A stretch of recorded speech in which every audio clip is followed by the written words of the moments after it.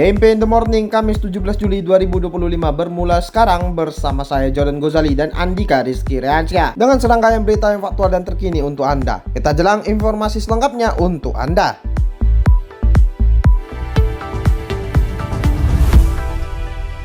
Presiden Amerika Serikat Donald Trump mengumumkan tarif impor sebesar 19% untuk produk Indonesia yang masuk ke Amerika Serikat sebagai hasil dari kesepakatan perdagangan antara kedua negara. Sebagai bagian dari kesepakatan, produk-produk dari Amerika Serikat akan bebas dari tarif impor saat masuk ke Indonesia, menciptakan asimetris dalam perdagangan. Indonesia juga diwajibkan untuk memberi produk energi Amerika Serikat senilai 15 miliar dolar Amerika Serikat dan produk pertanian sebesar 4,5 miliar dolar Amerika Serikat serta 50 pesawat Boeing sebagai bagian dari perjanjian. Penjelasan Trump soal besaran tarif impor kepada Indonesia ini disampaikan beberapa jam setelah ia mengumumkan bahwa pemerintah Amerika Serikat dan Indonesia sudah menyepakati ketentuan tarif impor baru. Pengumuman itu disampaikan lewat unggahan di akun media sosial Truth Social miliknya pada Selasa waktu setempat. Trump mengatakan kesepakatan dengan Indonesia merupakan capaian yang hebat. Kesepakatan itu hanya dibuat dengan Indonesia. Trump bahkan menyebut peran Presiden Indonesia dalam kesepakatan itu. Meski demikian, Trump tidak menyebut nama Prabowo Subianto secara langsung.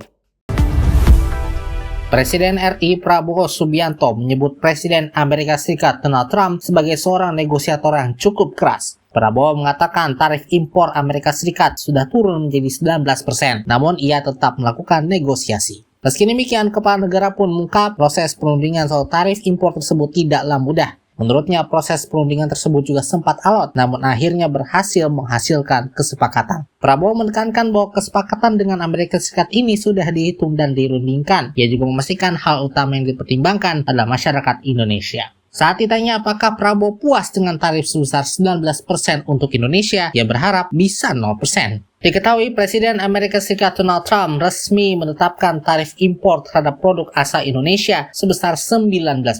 Sebaliknya, barang-barang dari Amerika Serikat yang diklaim akan bebas biaya masuk ketika memasuki pasar Indonesia. Kebijakan ini disampaikan langsung oleh Trump melalui unggahan di platform media sosial miliknya, Truth Social, pada Selasa 15 Juli 2025 waktu setempat. Dalam pernyataannya, Trump menyebut kesepakatan dagang terbaru ini sebagai pencapaian besar antar kedua negara.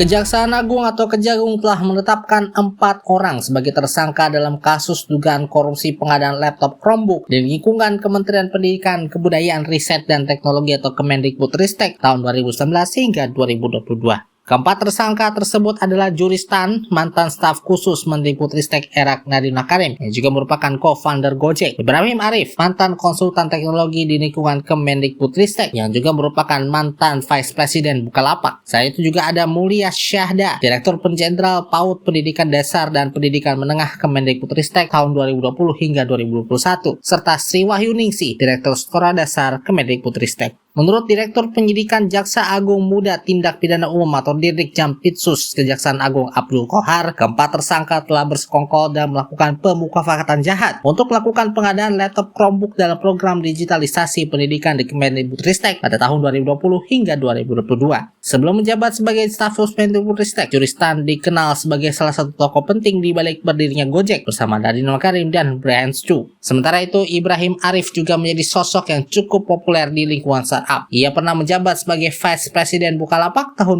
2016 hingga 2019 berdasarkan laman LinkedIn pribadinya. Ibrahim juga pernah menjabat sebagai CTO GovTech Edu. Sejumlah siswa di Kabupaten Tuban, Jawa Timur menemukan belatung dalam paket menu makan bergizi gratis yang dibagikan di sekolah mereka. Penemuan ini terjadi pada hari pertama masa pengenalan lingkungan sekolah di SMA dan SMK Negeri Tambak Boyo. Seorang siswa merekam kejadian tersebut dan mengunggahnya ke media sosial yang kemudian menjadi viral. Camat Tambak Boyo Ari Wibowo Waspodo membenarkan adanya penemuan belatung pada menu MBG di 2 sekolah tersebut. Ari menjelaskan bahwa yang ditemukan siswa bukanlah belatung melainkan lava ulat buah atau sayuran yang terdapat dalam ompreng. Pihak terkait berharap penyedia makanan lebih memperhatikan aspek kehigienisan makanan bergizi gratis tersebut.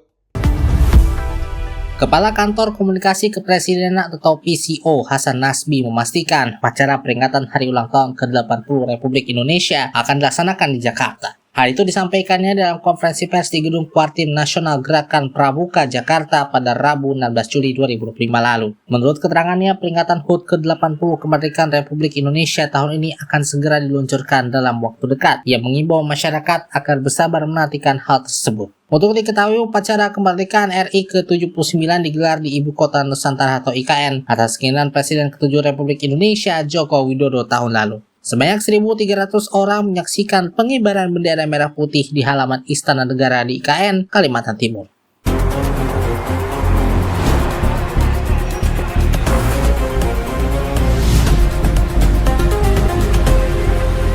Sebuah video viral menunjukkan seorang petugas Dinas Perhubungan Kota Medan diduga mengalami penganiayaan saat menertibkan parkir berlapis di Jalan Jawa, Kota Medan. Peristiwa tersebut terjadi pada Senin 14 Juli 2025 setelah Dishub menerima laporan dari masyarakat mengenai parkir berlapis di sekitar kantor Polsek Medan Timur. Petugas Dishub yang melakukan penertiban mendapatkan perlawanan dari juru parkir yang berujung pada adu mulut, dorong-dorongan, dan dugaan penganiayaan. Akibat penganiayaan tersebut, petugas Dishub mengalami luka di wajah dan sedang dirawat di rumah sakit. Dinas Perhubungan Kota Medan telah melaporkan kejadian ini ke Polsek Medan Timur dan mengimbau masyarakat serta juru parkir untuk tidak parkir di zona larangan parkir.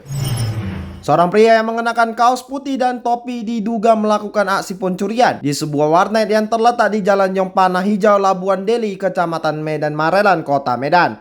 Peristiwa tersebut terjadi pada Selasa 15 Juli 2025 pada malam hari dan terekam oleh CCTV. Dalam rekaman tersebut, terduga pelaku terlihat masuk ke toko dan mencoba membuka laci meja dengan tujuan mengambil uang. Namun kejadiannya menyita perhatian publik bukan hanya aksi pencurian itu sendiri, melainkan reaksi berani dari seorang gadis muda yang disebut sebagai putri pemilik warnet. Menurut informasi yang diunggah oleh akun Instagram Sania Rasita, setelah membawa kembali pelaku ke dalam toko, ia meluapkan emosinya dengan melancarkan pukulan yang disebut netizen mirip teknik bela diri ala MMA. Reaksi spontan gadis tersebut menuai banyak pujian dari netizen. Banyak yang mengapresiasi keberaniannya dalam menghadapi pelaku dan menilai tindakannya sebagai bentuk keberanian serta pelajaran berharga bagi pelaku kejahatan. Unggahan video CCTV ini menjadi viral membuat netizen berbondong-bondong memberikan komentar positif dan mengagumi sikap tegas sang gadis.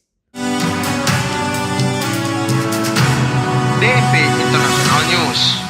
Hujan deras yang mengguyur kota New York menyebabkan banjir parah, mengakibatkan kendaraan terjebak di jalan raya dan penutupan jalur kereta bawah tanah, serta peringatan darurat bencana di beberapa wilayah. Genangan air banjir bahkan memasuki peron stasiun kereta bawah tanah dan gerbong kereta, memaksa penumpang mencari tempat yang lebih tinggi untuk menghindari air. Peringatan darurat bencana diberlakukan di beberapa wilayah termasuk New Jersey, New York, dan Pennsylvania, sementara layanan bus dan kereta api mengalami keterlambatan akibat kondisi banjir. Israel mengatakan pasukan militer mereka melancarkan serangan udara terhadap Damaskus, ibu kota Suriah. Israel mengklaim serangan yang menghantam gerbang markas militer Suriah. Serangan udara ini dilancarkan setelah Israel berjanji untuk meningkatkan serangan mereka, kecuali pemerintah Damaskus menarik pasukannya dari wilayah-wilayah Suriah bagian selatan yang baru-baru ini dilanda bentrokan mematikan antara para petempur Druze dan Bedoin. Serangan udara Zionis Israel terhadap wilayah Damaskus ini disebut melibatkan drone. Militer Israel dalam pernyataannya menyatakan pihaknya terus memantau perkembangan situasi di Suriah bagian selatan, menyusul bentrokan berdarah antara Druze dan Bedoin. Televisi pemerintah Suriah melaporkan 2 orang sipil mengalami luka-luka akibat serangan di pusat koma Damaskus tanpa menyebutkan lokasi pastinya.